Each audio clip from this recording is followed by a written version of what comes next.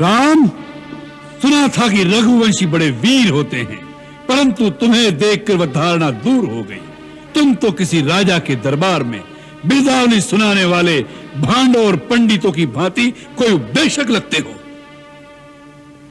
अरे जो वीर होते हैं वह धनुष बाण से बात करते हैं, जबान से नहीं। और ये कंधे पर जो धनुष रखा हुआ है ना, वह कोई शोभा की वस्तु नहीं होता, उससे तीर चलाए जाते हैं।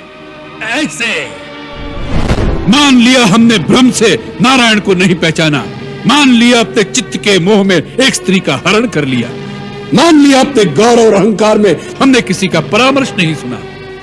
इन सब बातों की चर्चा करने से इतिहास पीछे नहीं मुड़ जाएगा। जो बीत गया बुद्धिमान उसका शोक नहीं करते, भविष्य की चिंता कर्मयोगी नहीं करता। इस समय इस क्षण क्या करना है उसका ही निश्चय आवश्यक हो जाता है। कल एक समय जब लक्ष्मण मुझ पर ब्रह्मास्त्र चलाना चाहता था तो राम ने उसे नीति विरुद्ध कहकर रोक दिया था। आज ब्रह्मास्त्र ने मुझसे भी यही कहा था कि इस समय इसका प्रयोग नीति विरुद्ध है। इसके चलने से देवलोक, पाताल, पृथ्वी तीनों लोक में विनाश की ज्वाला भड़क उठेगी। परंतु यह सब अधर्म और अन्याय को विजय दिलवाने के लिए नहीं हो सकता।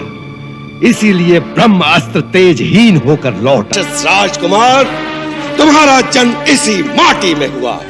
तुम इस देश के राजा के सगे भाई हो, फिर भी तुमने ना तो अपने कुटुंब के प्रति अपनापन, ना अपने आत्मजनों से स्नेह और ना ही अपनी जाति का अभिमान ही रह गया है। दुर्बुद्धे, स्वजनों का परित्याग करके दूसरों की दास्ता स्वीकार की है तुमने।